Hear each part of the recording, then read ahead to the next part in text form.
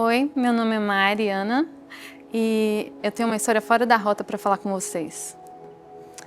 Eu passei por várias situações na minha vida, mas eu acho que a que mais me impactou foi o falecimento do meu pai. Eu tinha 6 anos de idade, a minha mãe estava grávida do meu irmão, de 3 meses. Foi muito difícil para mim e minha mãe também não sabia lidar muito com o luto, então eu tive que aprender sozinha que meu pai não ia voltar mais. Assim que meu pai morreu, a gente mudou de cidade para casa da minha avó. E lá, tipo assim, tudo não era o que eu estava acostumada. Então eu achava que quando eu voltava para a cidade de origem, onde eu sempre morei, que meu pai estava lá me esperando. Aí quando eu voltei para lá e ele não estava mais, foi que eu tive que lidar com luto. Que eu tive que, com 6 anos, mas parece que foi ontem. É incrível quando uma coisa muito ruim acontece com a gente carrega isso. Mas eu acho que Deus liberta e na minha experiência foi aos poucos, não foi assim de uma vez.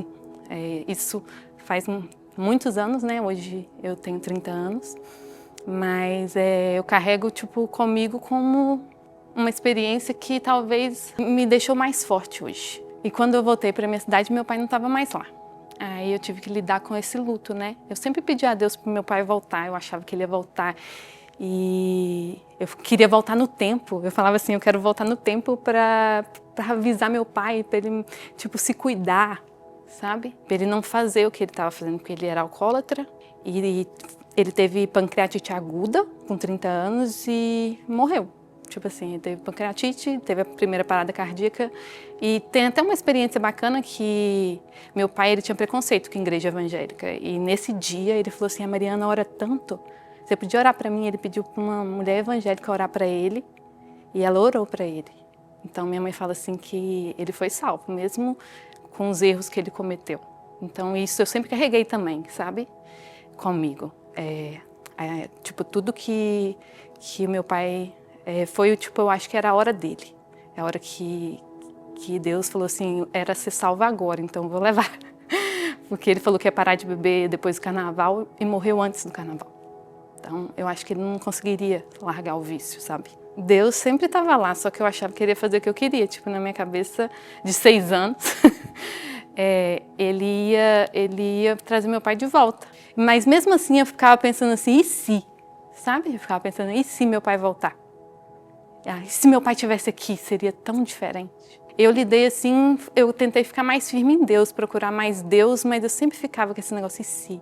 E o meu irmão também foi para maconha e aconteceu coisas ruins e eu falava assim, nossa, se meu pai estivesse aqui, meu pai não ia deixar isso acontecer. Mas eu esqueci que quem é meu pai é Deus. É Ele que tem o controle de tudo. E é incrível como quando você é órfão, como que Deus cuida. Nada faltou. A minha mãe não tinha pensão, ela vivia só do trabalho dela de professora e nada faltou lá em casa. A gente tinha tudo. Você vê a provisão de Deus mesmo, como Ele cuida das viúvas e dos órfãos. É diferente. E é incrível que essas coisas poderiam me afastar de Deus, né?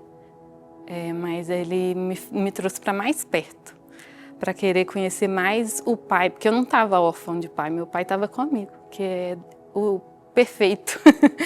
Eu tive uma experiência na igreja que eles falaram assim, Mariana, não precisa mais sentir isso que você está passando, tá tudo bem. Foi aí que eu deixei para lá.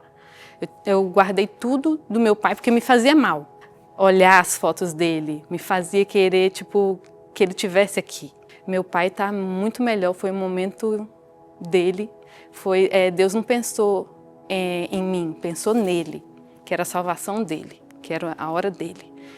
E Deus me guardou, nunca faltou nada e Deus só fortaleceu a minha fé, sabe? Foi depois desse momento que tudo que acontece comigo, que já aconteceu, que acontece comigo, nada me abala mais, porque Deus é minha rocha. Igual já aconteceu algumas ocasiões que eu sofri um acidente de carro, que inclusive nessa época eu falei assim, eu estava passando por um momento tão difícil que eu cheguei até tipo falar assim, nossa, se esse mundo aqui é mundo de ilusão, Deus podia me levar logo, sabe? Eu fiquei pensando até isso. Aí eu sofri um acidente de carro, quebrei 4 ossos. E um acidente assim, que ninguém bateu em mim. Eu saí da estrada e bati na árvore. E eu podia ter morrido, mas Deus me deu uma nova chance. Fala assim, Mariana, acorda pra vida, vamos. Aí que me fez ficar mais forte, mais querer conhecer a Deus. E recentemente eu sofri um acidente. Eu estava indo batizar. Eu estava fazendo curso de batismo, mas até nesse curso de batismo parecia que tinha uma coisa que me prendia, sabe? No primeiro dia do curso de batismo, eu fui embora. Eu fui embora, eu estava com meus 2 meninos, mas não era eles, era eu. Tipo, tinha alguma coisa me prendendo, sabe? Eu sempre amei, eu falo assim, eu amo tanto, eu te amo tanto, Deus, por que eu me saboto? Você entendeu? Eu te amo tanto, meu amor é tão infinito, por que eu me saboto? Por que eu não quero me entregar? Por que eu não quero me entregar a você, verdadeiramente? Aí, eu sofri um acidente. Eu estava de bicicleta e bati o rosto, estava de bicicleta elétrica. E eu nunca tinha andado de bicicleta elétrica e quis me aventurar. Com 30 anos me aventurar de bicicleta elétrica. E meu marido falou onde era o freio, mas eu não ouvi, eu ouvi só onde era o acelerador e fui. E eu falei, meu Deus, eu não sei frear. Eu virei e bati com o rosto no chão. Eu dei uma hemorragia interna no rosto e meu rosto começou a inchar, inchar, inchar. E é bem nessa semana do curso de batismo. E, inclusive, alguns amigos da igreja me ajudaram porque quase eu não batizei. Porque eu tive que fazer uma cirurgia 2 dias antes do batismo, porque meu rosto voltou a inchar. Aí eu tive que fazer mais uma drenagem no meu rosto, interna, dentro da boca, para eu parar de inchar. Tipo assim, a Mariana de antigamente nunca ia falar que eu ia parecer feia, ainda mais para a igreja, porque o meu rosto, por mais que desinchou, ainda estava muito inchado, meus olhos estavam vermelhos. Tipo, todas as pessoas que falam comigo, como que você batizou assim? Eu ia esperar melhorar, mas eu acho que tipo assim, era uma batalha comigo mesma, sabe?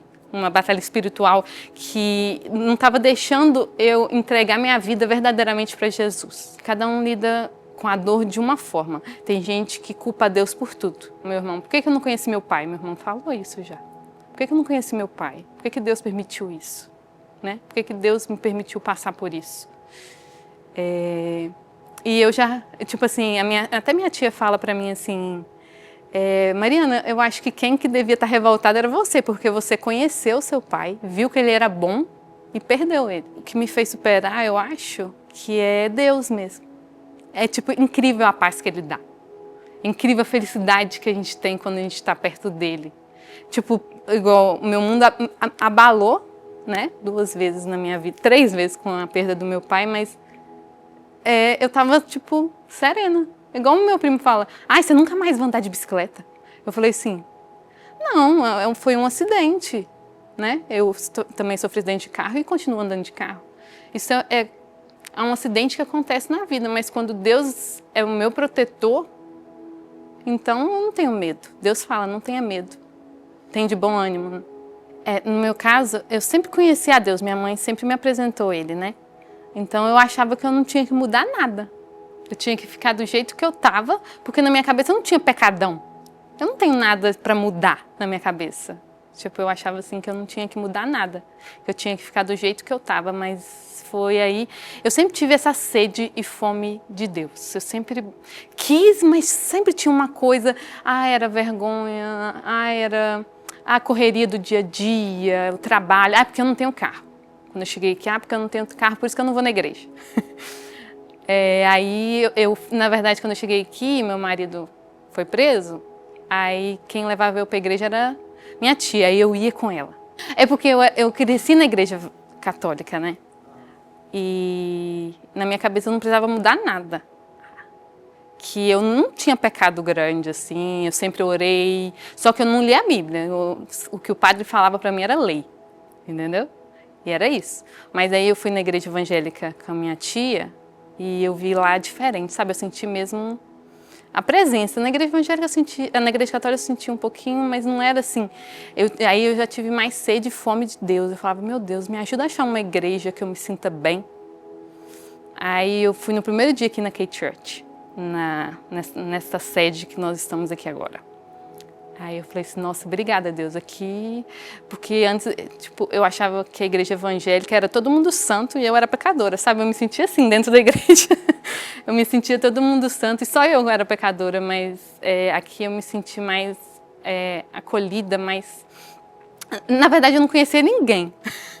Eu só conhecia uma pessoa que nem é membro, assim. E depois eu dei de cara com uma amiga do inglês que era membro, mas não conheci ninguém. Mas sabe, eu senti a presença de Deus e eu senti mais fome e sede do Espírito Santo e quis buscar e conhecer mais esse Deus da minha mãe, entendeu? Que ela tanto falava. Deus nunca dá uma cruz maior do que a gente pode carregar. E tantas vezes eu falei assim, Deus, ó, eu não aguento carregar isso tudo, não. Mas eu aguentei. E Deus me deu mais do que eu imaginava.